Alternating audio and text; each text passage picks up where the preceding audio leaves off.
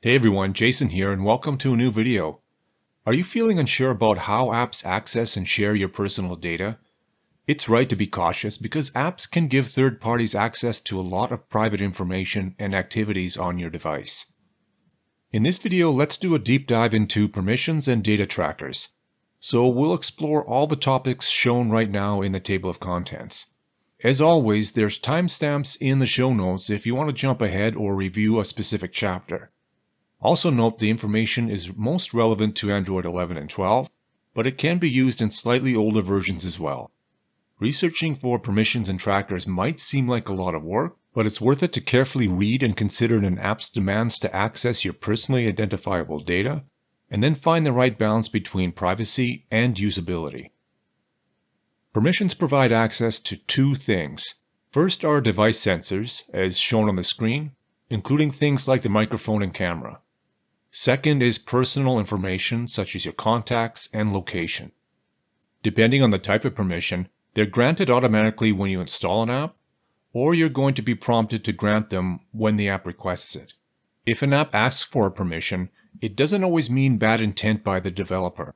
The concern lies whether the permission is valid for the function of the app based upon how you use it, if it's valid for the function of the app as the developer intended, or if it's just a data grab by the developer and tech companies. The number of permissions an app asks for doesn't reflect how much personal data it can access. So an app with a single permission could access a lot of data, while an app with multiple permissions might interact with only some of the device's sensors and remain essentially walled off from any personal data. Where the greatest threat lies is in certain combinations of permissions. A single permission that allows an app to access the internet or messages, if considered separately, might be harmless. But if those two are combined, it will allow the app to read your messages and potentially send their contents to a third party. There are many permission combinations that carry severe risks, but aren't presented as such to you, the end user. So here are a couple of examples on how single and combinations of permissions can be used and abused by developers and big tech companies. So the internet permission, of course, allows applications to send and receive data from the internet. It's legitimately needed by apps such as web browsers, messengers, and calendars. But on the other end, a malicious app can use the internet permission to download malware or send messages without you knowing. Apps may use the internet permission combined with location permission to access and upload current and historical locations. And one clear example of this is presented in the Financial Post article linked to in the show notes. It explains how the Tim Hortons coffee chain rewards app follows your location even when the app isn't in use. Next is the microphone, camera, and internet permission. So the microphone and camera permission could be a potential tool for eavesdropping. However, recording audio and taking photos do have obvious legitimate uses for note-taking or camera apps. Again, paired with the internet permission, your voice recordings or photos could be shared without your knowledge for monetization. And an example of this is in the TechCrunch article provided in the show notes. This is how TikTok collects and shares face print and voice print data about its users. So right now you might have noticed something from the past two examples. That is the potential threat of the internet permission. And this is going to be a recurring theme throughout the video, but I'll show you some solutions to this threat later on. Permissions ask for access to either sensors built into your device or personal data stored on your device. And examples of sensors and personal data are shown right now on the screen. It's important to note that personal data can be inferred by sensor data. For example, collecting private voice conversations using the microphone sensor. Another example is the location of your home or work based upon collecting data on stationary GPS positions, plus the duration of time spent in that position. So to better explain that, if you work in an office and consistently spend the same hours in that location, then it can be inferred that it's likely your place of work. I'll break down app permissions into 4 categories. These categories are in part based upon the scope of data that an app has access to, the scope of actions that an app can perform, and how the permissions are presented to you, the end user. And a word of warning, Android permissions are a complete mess, as you'll soon discover. The categories are install time permissions, special permissions, runtime permissions, and uses permissions. Let's look at install time permissions first. These grant limited access to restricted data and allow an app to perform actions that minimally affect the Android operating system or other installed apps. The Google Play Store, Aurora Store, and F-Droid will list install time permissions in the app details page. If you decide to install the app, Android will automatically grant the requested permissions when installation is complete. Second are special permissions, and apps ask for these when they want to access deeper system-level actions within the operating system. These permissions can be considered dangerous if granted to an unknowingly malicious or untrustworthy application. And typically when you install an app and run it for the first time or use a particular feature in an app, you'll be prompted to grant access for any special permissions it asks for. They won't be granted automatically like install time permissions. Okay, let's navigate to Special App Access, which will show us the types of special permissions. So to do that, go to Settings, and then search for Special App Access, and tap on the setting. And again, go to the bottom and tap on Special App Access. So here it lists all the special permission types that an app can request. So by selecting, in this case, Install Unknown Apps, we'll see which apps are not allowed or allowed to use that particular permission. So you can toggle those on or off, or you can read a description of what that special permission actually means, and sometimes it'll give more data about some of the consequences of granting that special permission. Third are runtime permissions. Depending on the permission, these can give an app access to personally identifiable data or allow it to perform actions that can affect the system and other apps. An app always needs to prompt you first to grant these permissions. And depending on the specifics of the permission requested, you might be prompted to grant the permission all the time, only when using the app, asking every time, or don't allow. There can be other choices you can make depending on the app, again further illustrating the lack of consistency and general mess the Android permission system is in. Okay, let's navigate to the Android Permission Manager.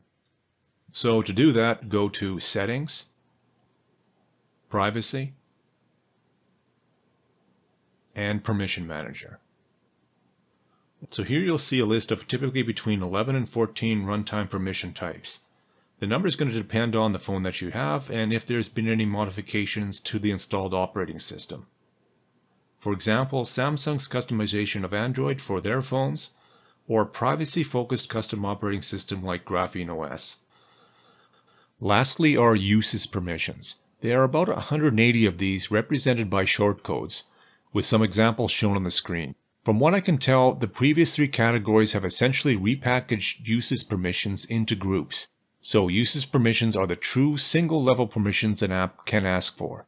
An average user will never know about these single permissions or the danger level each possesses. They're not listed in the Play Store or within the Android operating system. So to determine which uses permission an app is asking for, then you need to use the Exodus privacy service or an application called App Manager. But before we go there, let's discuss data trackers next. Simply put, trackers are code built into some apps. Their purpose is to gain information about how the app is used or about you, its user. There are two types of this coding. First is an API or application programming interface, and second is an SDK or software development kit. And within most APIs and SDKs are portions of code that act as data trackers.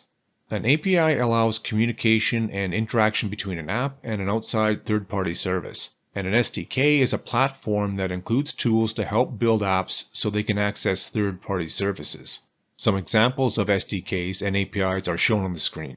So to better explain the difference between the two, consider the analogy of a workshop. The SDK represents the entire workshop, so the windows, the doors, and the different hand tools.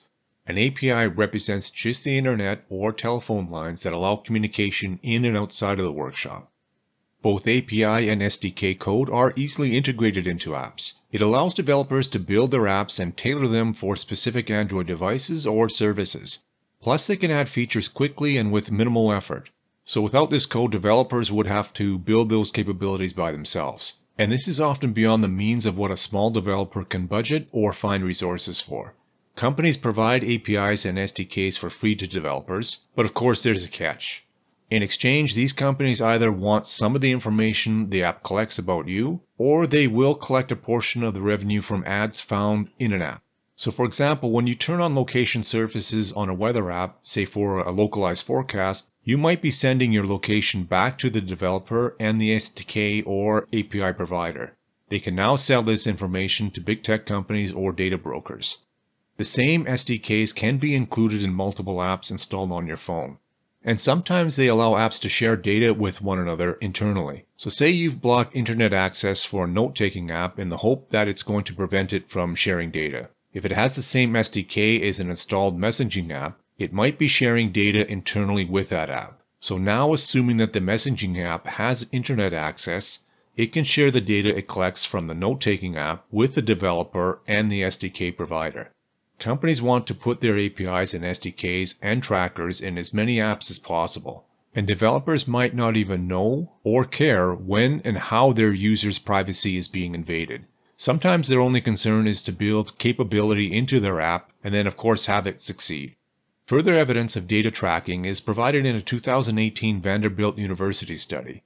It determined that an active Android phone communicated with Google servers an average of 90 times per hour, sharing about 11 megabytes of information, while an inactive phone communicated about 40 times per hour, sharing about 4 megabytes of information. This included sending the user's location an average of 340 times every day. The study didn't even look at data shared to Facebook, Amazon, Microsoft, or other data gathering companies, which of course would only increase the amount. That study and a similar one from Oxford University are linked to in the show notes. Companies say the data is anonymized and it can't be used to identify you, but this does occur and sometimes people are harmed. Also consider the countless leaks and hacks of personal data where the standard company PR response is to apologize, proclaim user data is important, and that they will do better in the future so it never happens again, until of course the next time it happens. I've got one particularly disturbing example in the Washington Post article linked to in the show notes. So even though a single app might be sharing a limited amount of personal data, there are other apps collecting different information about you, and when that is combined into larger databases, data brokers will have a very good understanding of your personal habits and your inner psychology.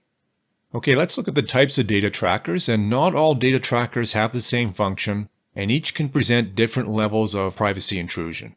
Using the categories provided by Exodus Privacy, trackers can be divided into 5 groups. First are crash reporters, and these trackers specialize in reporting when your app crashes and then notifies the developers that their app encountered a problem. Developers use this information to help correct the problem in future updates. Second are analytic trackers. These collect app usage data, allowing the developer to know their audience. For example, to understand what feature you use most often or how long you use the app each time. Third are profiling trackers, and these gather information on the user to build a personal profile. So for example, the tracker might collect information on your browsing history or scan for a list of other installed apps on your device. Fourth are identification trackers, and these determine your digital identity. This identity might refer to an official one such as your name, or a more abstract one such as the device ID specific to your phone. The goal of the tracker will be to correlate an individual's online and offline activities. Fifth are ad trackers, and these aim to identify the user to serve them targeted ads. This is only possible if the user already has a personal profile established from analytic, profiling, and identification trackers. The tracker's creator will then try to make money with tailored advertisements. Finally, there are location trackers, and these determine the location of your phone. These trackers use sensors such as GPS, surrounding cell towers, Wi-Fi networks, and nearby Bluetooth devices. Now let's determine the user's permissions and install data trackers for apps, and just as important, which ones are dangerous. There are 2 ways I'll show you how to do this. First is using the Exodus Privacy Service, and second is an application called App Manager. Exodus Privacy is a European nonprofit that analyzes Android applications for permissions and data trackers. It then lists these via a searchable database on their website. You can also use their app to analyze other apps installed on your phone. Not every single app found on the Play Store or F-Droid will be in the database, but most popular and established apps will be. Let's look at the Exodus Privacy website first. It's linked in the show notes, and it's highly recommended that you use the website before installing any app. Okay, let's check out the Exodus Privacy website next. And to use the database, you only need to search for an app and then select it from the list provided. So let's look up YouTube. So here you'll see all the YouTube apps. So let's pick the latest one. So in the app information page, again it gives you some details about the version and when Exodus Privacy ran the last report on this app. So in this case, this is about 3 days ago. There's also information on the number of trackers and permissions, as well as specifics on each particular tracker and the category they belong to. So clicking on the trackers page, it gives you a bit more detail about what that tracker is. And if you really want to go down the rabbit hole, you can click on the tracker web page to find out more. Going back to the app page, let's take a look at the permissions. And again, these are provided as shortcodes with only a small amount of information about what that shortcode means. So if I have a critique of the website, that would be it. It doesn't adequately describe what the permission is. It will indicate dangerous permissions with an exclamation point, but there's not a lot of detail or description of what that permission is. Also, you're going to have to infer what runtime permission each one of these individual uses permissions belongs to. If you do want a better explanation of what these shortcodes are, you can check out the Android Privacy Lab website on uses permission shortcodes, and again that's linked to in the show notes. You can also use the Exodus Privacy app, which can be downloaded from F-Droid and the Play Store. Let's take a look at the Exodus Privacy app.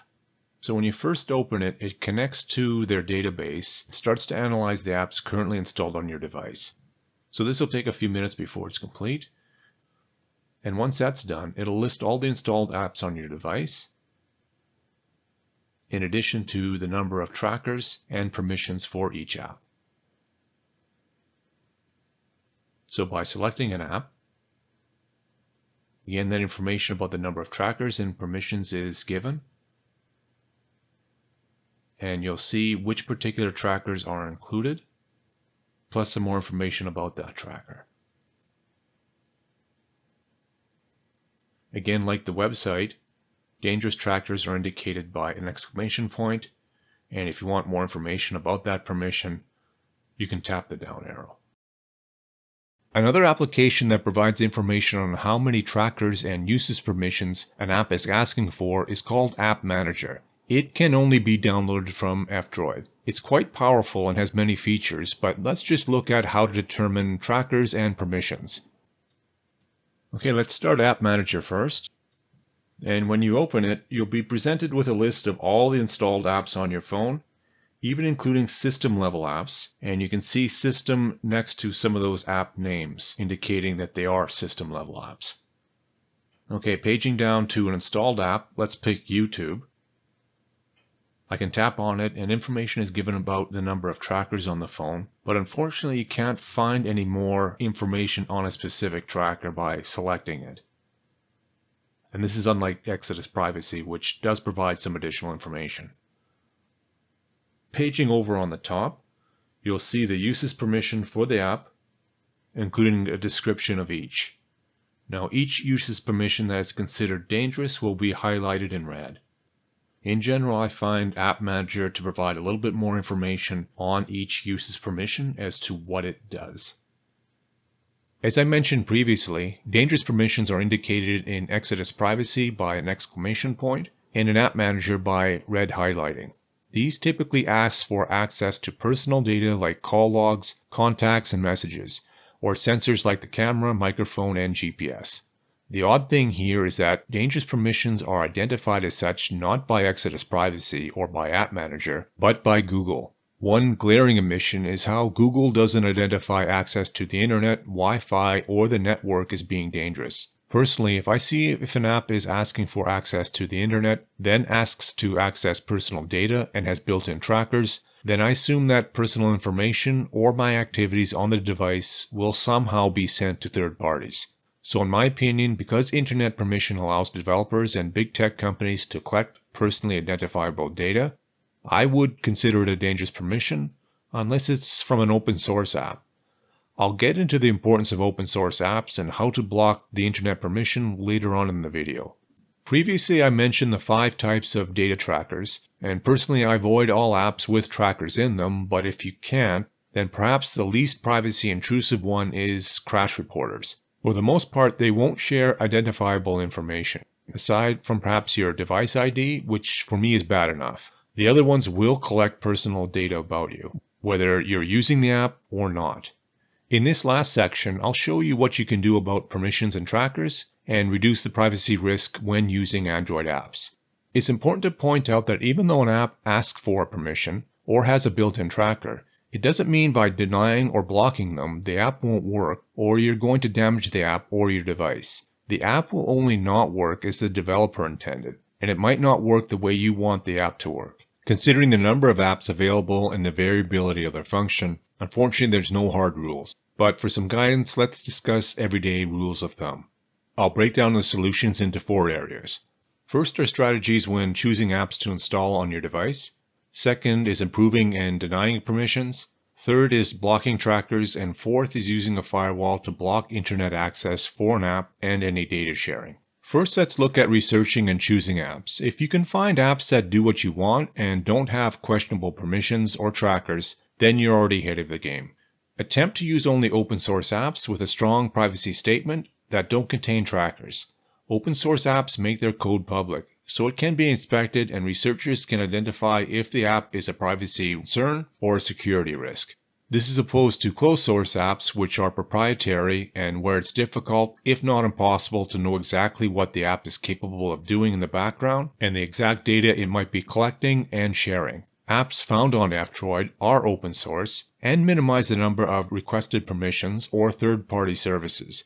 If they don't, they're identified as having anti-features on the app's summary page. And you can find more information about F-Droid and anti-features in our video guide linked to in the show notes.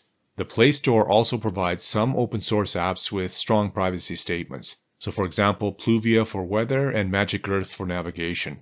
Again, read in the app's description if it's open source. Also consider checking out Android Privacy Lab's list of privacy-focused app alternatives linked to in the show notes. Regardless if it's an open source or a closed source app, research each in Exodus Privacy and read each permission and tracker carefully. Use your judgment to determine whether a permission request is warranted for the function of the app and how you wish to use it. Some apps require their permissions to function properly. Consider how the permission combinations might share your personal data and flag apps that request access to the internet, the network, Wi-Fi, or Bluetooth, plus make requests for other private information. Also consider any trackers built into the app. Are there any? And if there are, do they belong to the types whose purpose is to collect private information about you? For example, an audio streaming app will need access to the internet to work. Imagine that same app with access to your contacts. Perhaps the developer added this permission so that the user can easily share audio streams and artists with friends. So if this is a must-have function for you, then you can consider granting the permission. But if you'll never need to use that feature, then deny access to your contacts. Now imagine the same app that contains trackers that share identification and profiling data about you with third parties. Is this an app that you'd want to install, or could you find an alternative without these trackers embedded into them? It's recommended to deny permissions you know provide no useful function or doesn't provide a function that you'll use. Unfortunately, you can't block individual level uses permissions without access to advanced administrative level commands on your device. For the scope of this video, I won't explore how to do that, but likely will in a future dedicated video on the topic. Pay particular attention to any special permissions. You can toggle them on or off using the techniques I presented earlier on. For runtime permissions, watch out for calendar, call logs, camera, contacts, location, microphone, network, SMS, and storage requests. For those you're unsure of, set them to ask every time if that option is available. By using the app, you'll soon determine when and how often it requests that permission. If an app is constantly asking to access data for no apparent reason, then you must decide whether you want to continue using it or find a privacy-focused alternative. Over time, if you feel that access is warranted, then you can switch the permission to allow while only using the app or all the time depending on your preferences. Prime example is WhatsApp. So many people have trouble giving up this messenger because all their friends and family use it, and of course they won't switch to anything else. If you're just using it to send text messages and the occasional photo, then why does it need access to your call logs, camera, location, microphone, and SMS messages? So block permission access to those and see if it negatively affects how you use the app and how it behaves. Okay, most people already know how to do this, but let's go through how to control permissions in settings. For this video, I'm running a Pixel phone with Android 11 and Calyx OS installed. So the way you go about it might be slightly different depending on the phone that you have. So the first thing to do is open Settings, Apps and Notifications, See All Apps, and here you can select a particular app that you're interested in controlling the permissions for. So let's look at WhatsApp. Here you'll see what it's allowed to have and what it's denied to have. So if you want to make a change, again, you can select the particular runtime permission and choose to deny or allow that permission. You can also automatically remove all permissions if the app isn't used for a few months, but unfortunately Android isn't very clear on the precise definition of what a few months means. So is that 2, 3, or 4 months? Nobody knows. Okay, so let's check out how to determine which apps are requesting runtime permissions of a particular category. So go to Settings, Apps and Notifications, Advanced, and Permission Manager. So again, here you'll see all the runtime permissions and the number of apps that are allowed to use those permissions. So let's select Microphone, and now you'll see which apps are allowed to use the microphone all the time, only while in use, or to ask every time. And to change those, all you need to do is select the app and make the appropriate selections depending on what your permission choice is. Now, these particular selections are going to be a little bit different depending on the app that you have and the permission that's requested. So allow only while using the app, ask every time, and deny might not appear. You might have different selections. And again, that's in part to the mess that the Android permission system is currently in. If you can't find suitable privacy-focused apps, and the apps you do choose have built-in trackers, then you can block some or all of these trackers by using an app called Tracker Control. There are also other apps like AdGuard, Blockada, DNS66, and Invisible, but in my opinion, Tracker Control is one of the better ones. It's open source, it's developed by a research institution, it doesn't have any anti-features, it has a built-in firewall, and it's easy to use and configure. Regardless which app you use, they all work more or less on the same principle. They set up a local VPN or virtual private network on your device. A local VPN is different from an external VPN like Mullvad or Proton because it never routes data through an external server. The downside is you won't be able to use it at the same time as an external VPN, and that's because Android only allows one type of VPN to run at a time. Okay, let's open Tracker Control and make sure you download it from F-Droid, as the version on the Play Store has fewer features. So opening it, you'll be given a list of all the installed apps on your device, and then you'll need to enable the app by toggling the switch at the top left. Now you'll be prompted with the information box that Tracker Control needs to use a local VPN to function. You'll then need to disable battery optimizations for the app to work best. Otherwise, the Android app optimization process might shut the app down in the background if you don't do this.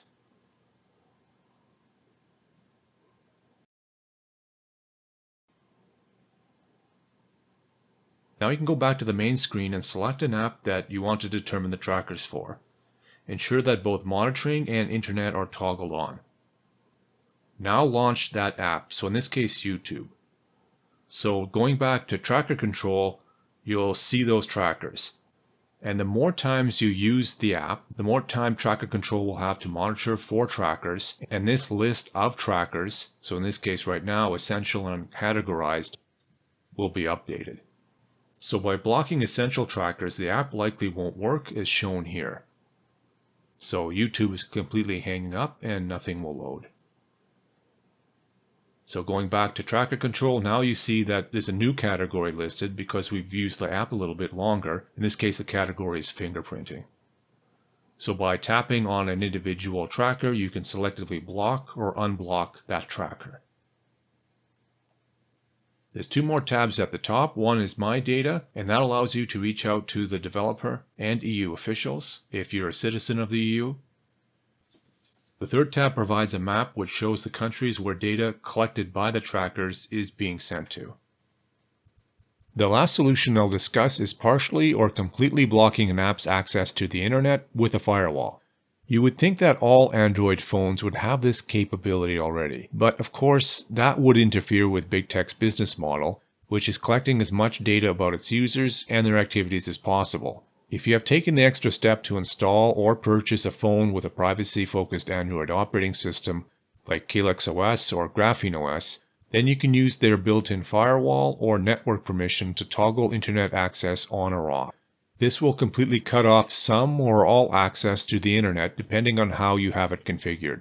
For everyone else, there are many apps that act as firewalls that you can download from F-Droid or the Play Store, including Tracker Control and NetGuard, plus the others I have mentioned previously. In my opinion though, they're not as good as a firewall built into the operating system, as there is some evidence that they can leak data. These leaks typically occur in the early stages after a phone reboot, when your operating system and the apps first load. Regardless on how you block an app's access to the internet, remember that some apps like messaging, email, and streaming apps need access to the internet to work. So with those apps, again, you face a choice. First is to find ones that respect your privacy and don't ask for questionable permissions or contain trackers. But if you can't find any suitable replacements, then your next choice is to deny any permissions you feel that will provide no functionality to the app, and then use an app like Tracker Control to block any trackers in the app. With the solutions I presented, consider to use them in a toolbox fashion. Make use of the separate tools or techniques to create your own personal methods to fight intrusions on your privacy. Depending on your app choices, also acknowledge that you might not be able to block all data collection and sharing that occurs on your phone, but you should be able to make significant improvements. Finally, test and retest all the changes that you make. Going all in and blocking every questionable permission and tracker might prevent some apps from working as you want them to, and you might not be able to easily determine the cause of the problem. By making small changes first, then seeing their impact, you will better understand what these changes do and how they affect the functionality of the app. So that concludes the video. I hope you found it useful. My channel is just starting, so if you like the content, please like, subscribe, or leave a constructive comment, as it encourages me to make more. If you do have any questions, post those in the comments below, and I'll do my best to answer them. Also consider donating to the people at Exodus Privacy, F-Droid, App Manager, Tracker Control, or even this channel, so we can continue our good work. Thanks for watching, and we'll see you in the next one.